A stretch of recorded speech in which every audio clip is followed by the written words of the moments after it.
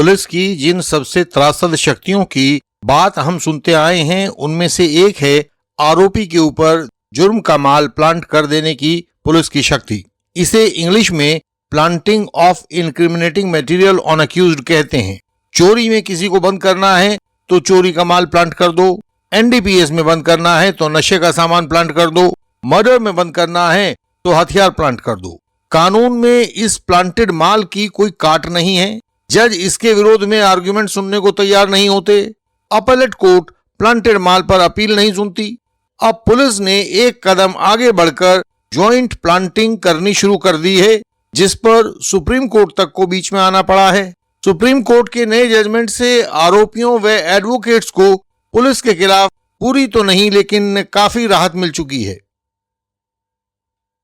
आज का केस है Anand Jakappa Pujari alias Gadadhar versus state of Karnataka.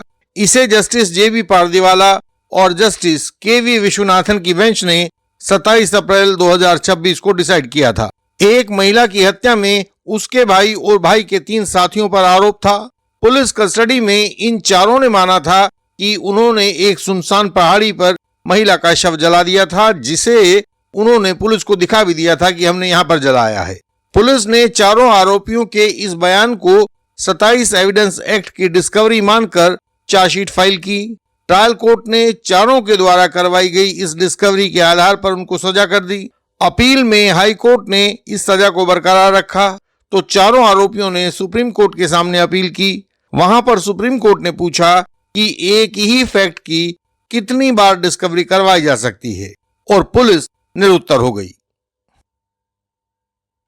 पुराने एडवोकेट्स में सेक्शन 27 एविडेंस एक्ट, जो अब सेक्शन 23 बीएसए हो चुका है, इसको कानून का जल्लाद कहा जाता था। इसको हम थोड़ा समझते हैं कि यह क्या कानून है।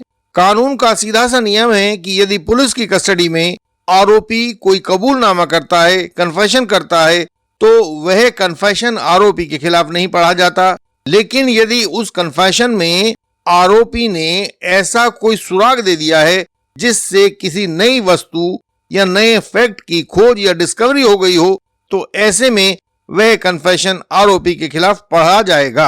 यही सेक्शन 27 है।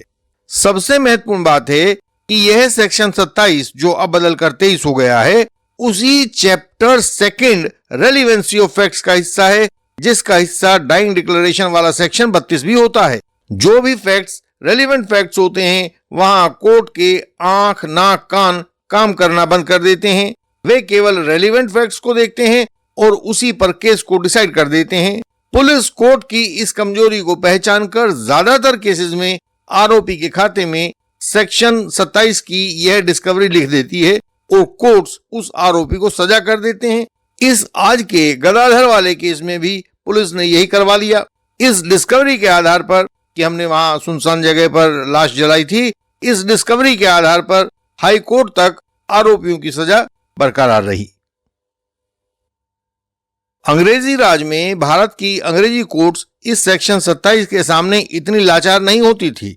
पुराना केस है, आप सभी ने पढ़ा होगा, पुलुकुरी कोटैया वर्सेस एम्परर। 1946 में यह केस डिसाइड हुआ था और 1947 में यह रिपोर्ट हुआ था। उस समय की सर्वोच्च कोर्ट होती थी प्रिवी काउंसिल। इस केस में प्रिवी काउंसिल ने कहा था कि डिस्कवरी का मतलब केवल सामान का मिलना नहीं है, इसका असली मतलब है कि उस छिपे हुए स्थान की जानकारी होना जो केवल आरोपी को पता हो सकती है। अगर पुलिस को पहले से पता है कि चाकू कहां पड़ा है तो वह डिस्कवरी नहीं है। लेकिन आज की पुलिस क्या करती है, वे पहले खुद सामान को ढूंढ लेते हैं, फिर आरोपी को वहां ले जाकर उसकी फोटो खींच लेते हैं और लिख देते हैं कि आरोपी ने हमें यह जगह दिखाई है। यह पुलुकुरी कोटैया के उस कानून के खिलाफ है जो कहता है कि जानकारी नहीं होनी चाहिए।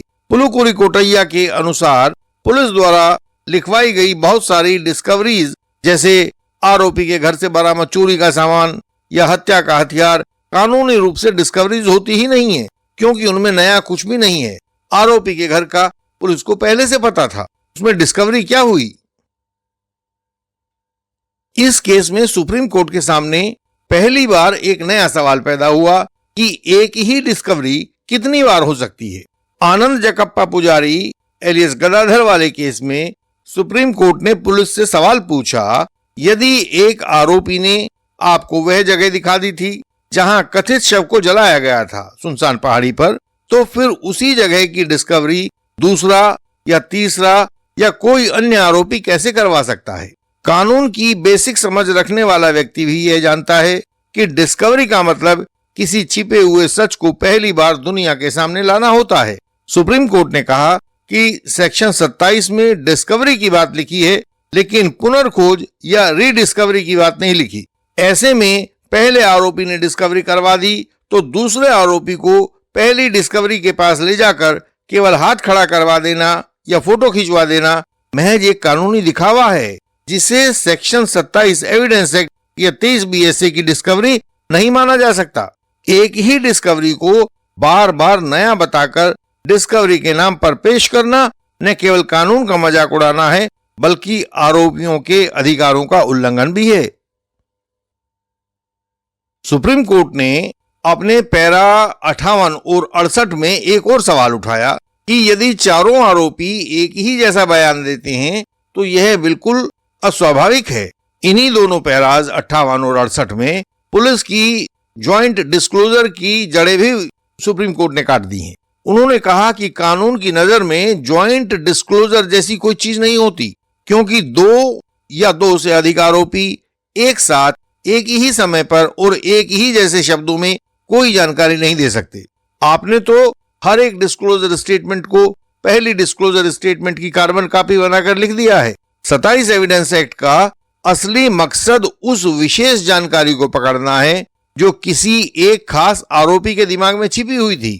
अदालत ने कहा कि पुलिस द्वारा रिकॉर्डेड ज्वाइंट डिस्क्लोजर में यह नहीं लिखा है कि यह जानकारी सबसे पहले किस आरोपी ने और उसके बाद क्रमशः किस दूसरे आरोपी ने या तीसरे आरोपी ने दी थी।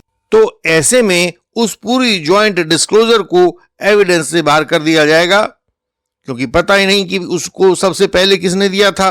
कोर्ट ने कहा कि अलग अलग स्टेटमेंट्स के बिना सामूहिक डिस्क्लोजर का कानून में कोई अस्तित्व नहीं होता है और इसे आरोपियों के खिलाफ इसीलिए इस्तेमाल नहीं किया जा सकता है। सुप्रीम कोर्ट ने कहा कि इस सेक्शन 27 की डिस्क्लोजर स्टेटमेंट का असली अर्थ यह होता है कि जो छुपाव किया जा रहा है किसी भी नई वस्तु का, उसका असलियत में रचयिता कौन है, ऑथरशिप ऑफ कंसीलमेंट किसके अधिकार में है। इसी जजमेंट के पैरा 49 और 68 में एक नई बात सुप्रीम कोर्ट ने कही, ऑथरशिप ऑफ कंसीलमेंट। कानून का सीधा सा नियम है कि केवल किसी वस्तु को पुलिस के हवाले कर देना या किसी स्थान की ओर इशारा कर देना किसी को अपराधी बनाने के लिए काफी नहीं है। इसे तभी डिस्कवरी माना जाएगा जब आरोपी के बयान से यह साबित हो कि उस वस्तु को उसने स्वयं वहां छिपाया था या उसे उस स्थान की ऐसी निजी जानकारी थी जो किसी और के पास नहीं हो सकती थी। इस केस में बरामदगी मुख्य आरोपी के खेत और उसकी कार से हुई थी। इसलिए सुप्रीम कोर्ट ने कहा कि अन्य आरोपियों के खिलाफ इस डिस्कवरी की कोई वैल्यू नहीं है। वे उस खेत या कार के जानकार थे ही नहीं जहां से डिस्कवरी हुई बताई जाती है। यदि प्रोसिक्यूशन यह साबित नहीं कर पाता है कि बरामदा वस्तु और आरोपी के बीच छिपा देने जैसा कोई संबंध था, तो डिस्कवरी को आरोपी के खिलाफ पढ़ना न्याय के विरुद्ध हो जाता है।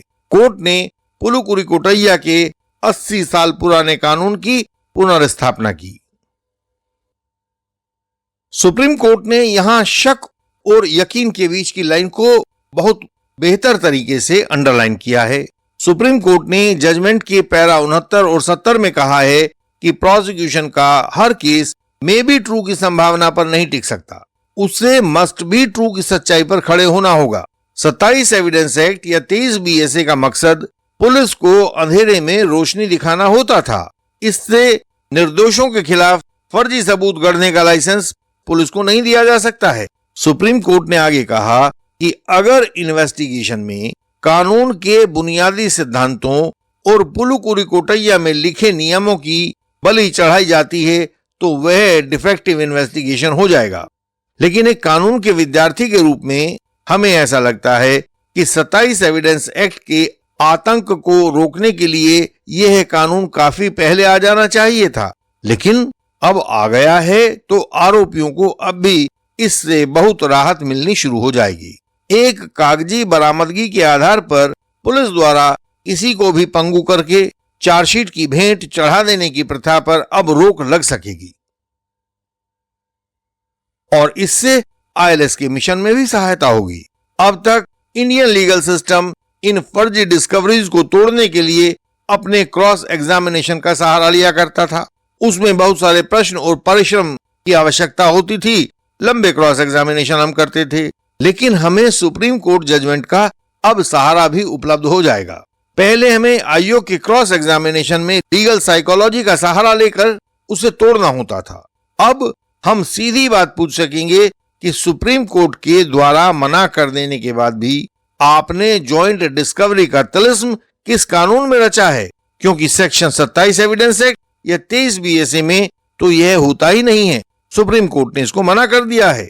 हम अपने क्रॉस एग्जामिनेशन को लेटेस्ट सुप्रीम कोर्ट जजमेंट्स के साथ हमेशा सिंक करके उसको तैयार करते हैं, क्योंकि हम क्रॉस एग्जामिनेशन के द्वारा केवल एक आईओ को नहीं, पूरे प्रोसिक्यूशन केस को डिमोलिश करते हैं।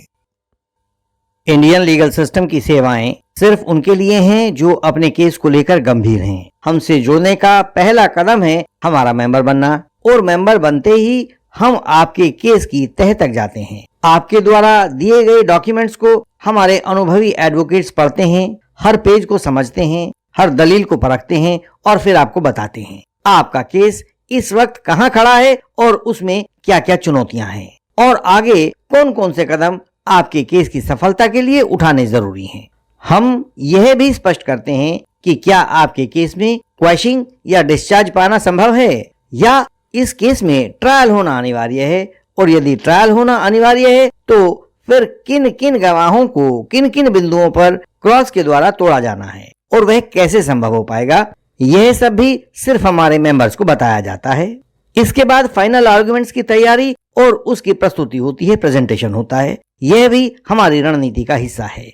अगर आप भी चाहते हैं ऐसा गहराई वाला लीगल सपोर्ट आपको मिले, आपके केस में मिले, तो आज ही आप हमारे मेंबर बनिए। फीस देकर हमारे मेंबर बन जाएं, तब आप अपने केस को समझ पाएंगे, संभाल पाएंगे और जीत पाएंगे।